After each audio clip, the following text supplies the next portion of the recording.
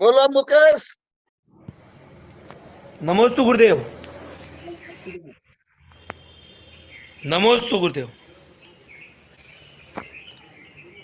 कल 20 तारीख को आचार्य काम कुमार नंदी महाराज की जो हत्या हुई है उसके विरोध में ज्ञापन और विरोध प्रदर्शन इत्यादि किया जाएगा।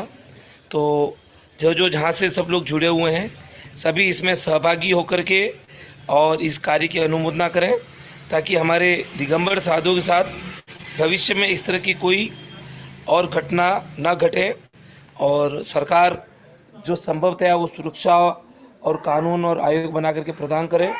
और दायित्व तो हमारा ज़्यादा है समाज का। सरकार आहार नहीं करा सकती, सरकार विहार नहीं करा सकती, वो सब हमारी जिम्मेदारी है। हम अपने साधु की सुरक्षा हम करें, उनकी सेवा वैयावर्ती हम करें।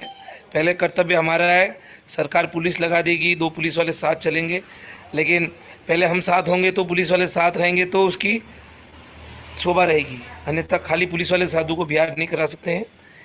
शासन प्रशासन और समाज दोनों जिम्मेदार है।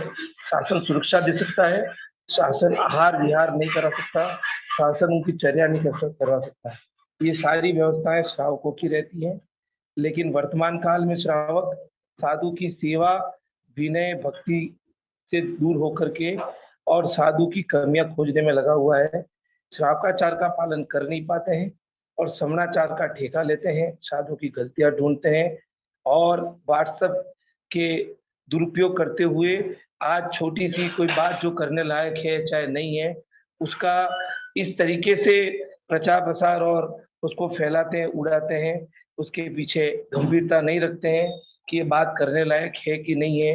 ये बात हमको इस तरीके से आगे पहुंचानी चाहिए, नहीं पहुंचानी चाहिए, इसका क्या दुष्परिणाम होगा, इससे जिन शासन की प्रभावना होगी या अप्रभावना होगी, ये हमारा दायित्व है और ये हमारे हाथ में जिसको हम सुधार सकते हैं।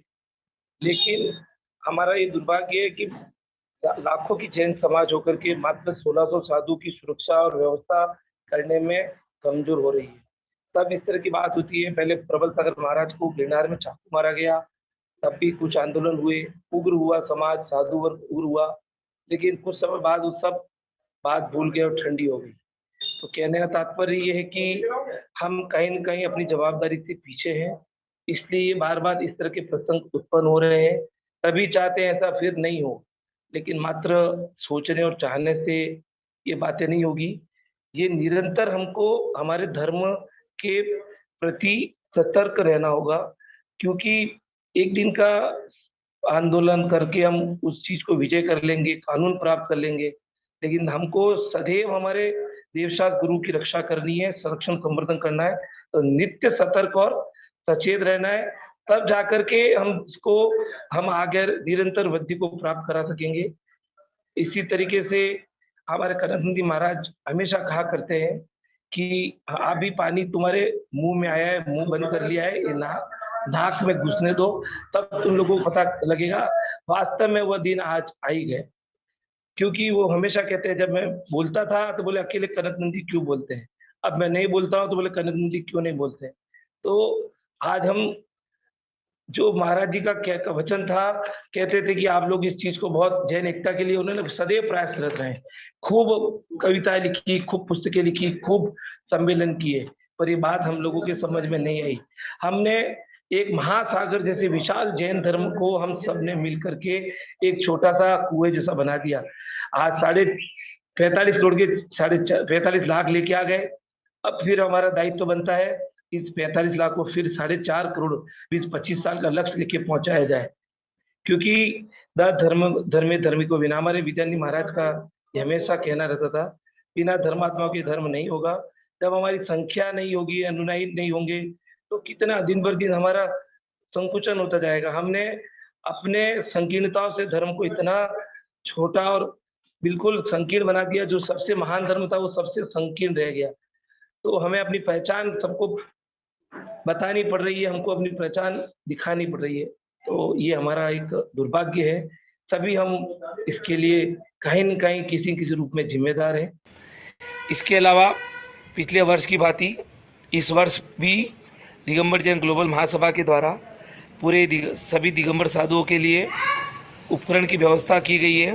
पिच्छी, कमंडल, मयूर पंख, साड़ी, प्लास्टिक की चटाई, घास की चटाई, व्हील चेयर आदि आदि औषधि आदि उपकरण सभी साधुओं के लिए जो भारत में देश भर में जहाँ जहाँ विराजमान है उनके लिए हम लोगों ने उपलब्ध किए हैं। जहाँ भी जो इन संघों में आवश्यकता है हमारे पास सूचना भेजें, तो हम बहुत इस बात को लिए तत्पर हैं कि हम सभी संघों में वो सामग्री भिजवा सकें। ऐसी हमारी व्यवस्था और मंगल भावना है और सदैव इस कार्य के लिए तत्पर हैं कि साधुओं के सारी व्यवस्थाएं जो उपकरण इत्यादि लोग लगते हैं उसकी व्यवस्था हम कर पाएँ, ताकि साधुओं को उन सामग्री को लेकर के विकल्प न रहे, सामग्री इकट्ठी नहीं करनी पड़े और उनको अनावश्यक किसी तरह का कोई विकल्प ना रहे और लोभ नहीं करना पड़े कि आगे मिलेगा कि नहीं मिलेगा, कैसी व्यवस्था होगी। तो ऐसी व्यवस्था पिछले साल हमारे आचार्य सच्चिदानंद महाराज, रिद्धि श्री माता जी और हमारे ब्रह्मचारी धीरज भैया इंगली वाले, उन्होंने हमको 60-60 पिच्छी बना के दी थी।